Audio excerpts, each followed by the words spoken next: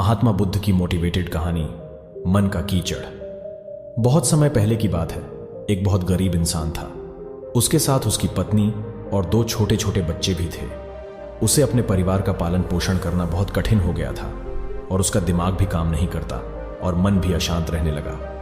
तभी उसने अपना घर छोड़ने का फैसला लिया। एक रात जब उसकी पत्नी और दोनों बच्चे सो रहे थे तो वो चुपचाप घर से चला गया। रात में बिना किसी मंजिल के वो आदमी चलता रहा।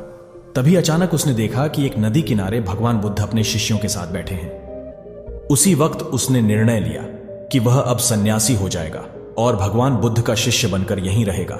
वह भगवान बुद्ध के पास पहुंचकर उनके चरणों में जाकर गिर गया और उनसे विनती करने लगा कि वो उसे अपना शिष्य बनाकर अपने साथ ही रख ले। भगवान बुद्ध ने उस गरीब इंसान की बात सुनकर उसे अपना शिष्य बनाकर अपने साथ रख लिया। वह काफी दिनों तक महात्मा बुद्ध के साथ वहीं रुका और उनके उपदेश सुनता रहा। भगवान बुद्ध अपने शिष्यों के साथ आगे बढ़ते हैं।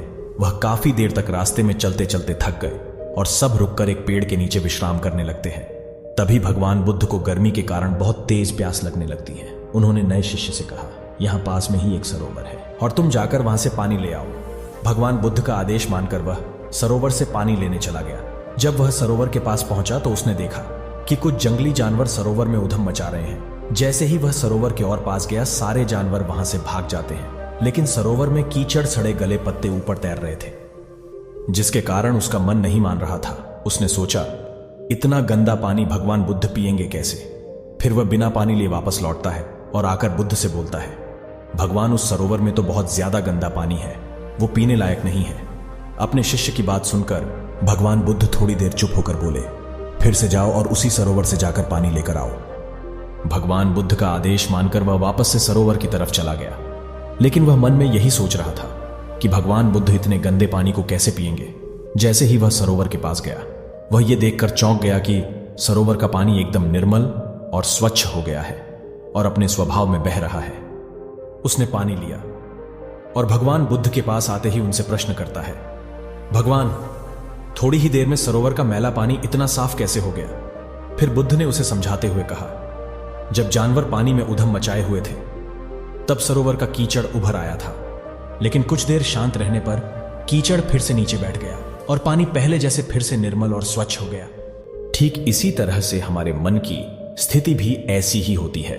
जीवन की कठिनाइयों और भाग दौड़ हमारी मन में उथल पुथल पैदा कर देती है, जिसके कारण हम बिना सोचे समझे गलत निर्णय ले लेते हैं।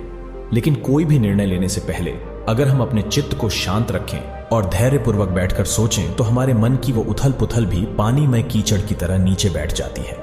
फिर वो भगवान बुद्ध के चरण स्पर्श करता है और उनसे आज्ञा लेकर अपने घर की ओर वापस चला जाता है।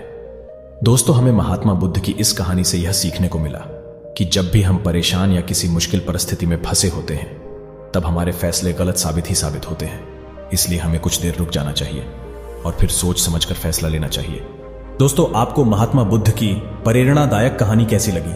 हमें एक प्यारा सा कमेंट करके जरूर बताएं। और अगर आप हमारे चैनल पर नए हैं तो चैनल को सब्सक्राइब जरूर करें। पूरी वीडियो को देखने के लिए धन्यवाद।